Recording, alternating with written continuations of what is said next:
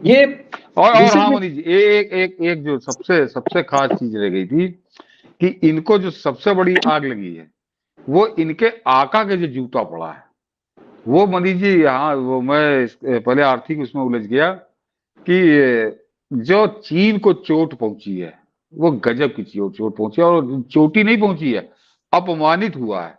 अपमानित हुआ है, बिना किसी ने उसका नाम नहीं लिया, किसी ने उसकी आलोचना नहीं की। लेकिन मेरे ख्याल से अंतरराष्ट्रीय स्तर पर इतनी सार्वजनिक रूप से चीन को कई दशकों बाद उसका ऐसा अपमान हुआ है जैसा भारत के दिल्ली में G20 सम्मेलन के दौरान हुआ है।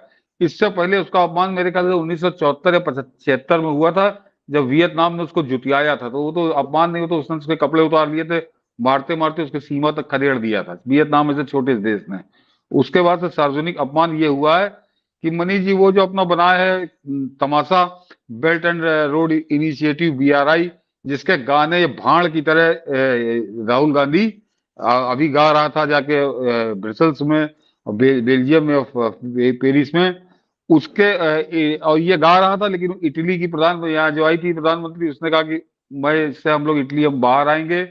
और सऊदी अरब ने भी कह दिया कि हम इसके BRI जो है, बेल्ट एंड रोड इनिशिएटिव, इससे हमको कोई लेना देना नहीं है, हम भी इससे बाहर आएंगे। और यूरोपियन यूनियन के कई देशों ने कहा कि ये कोई प्रोजेक्ट नहीं है, ये केवल कर्ज के जाल में फंसाने का एक धंधा है, हथकंडा है, और हमारी भी इसमें अब कोई रुचि नहीं है। मनीष जी बड़ा महत्वाकांक्षी प्रोजेक्ट था चीन का वो। तो उसमें सार्वजनिक रूप से चाहे वो इटली के राष्ट्राध्यक्ष हो और चाहे सऊदी अरब, इन्होंने अपमानजनक तरीके से उसको छोड़ा है। और जो भारत ने जो अपना आइडिया प्रस्तुत किया था उसकी स्वीकृति हो गई, और उस पर काम शुरू होने जा रहा है। मनीष जी भारत मिडिल ईस्ट और यूरोप कॉरिडोर, ये अद्भुत प्रोजेक्ट होगा, और मेरे ख्याल से दुनिया का सबसे बड़ा प्रोजेक्ट होगा, दुनिया का सबसे बड़ा प्रोजेक्ट होगा। और इसमें जो है एनर्जी ट्रांसमिशन से लेके रेलवे ट्रांसपोर्टेशन, शिपिंग और रोड ट्रांसपोर्टेशन सब कुछ इन्वॉल्व है। और सीधे आप यूरोप से जुड़ जाएंगे, तो ये कहा जा रहा है कि 40% बिजनेस बढ़ जाएगा इन देशों में आपस में। तो तो एक तरफ चीन को लतिया कर नरेंद्र मोदी ने जो प्रोजेक्ट की कल्पना की थी, उस कल्पना को साकार किया गया और उसको स्वीकार किया गया। तो ये एक बहुत बड़ी कूटनीतिक सफलता है, आर्थिक रूप से आप कह लीजिए, और दुश्मन को चित्त करने में जब सफलता मिली तो वो इनको आग लगी।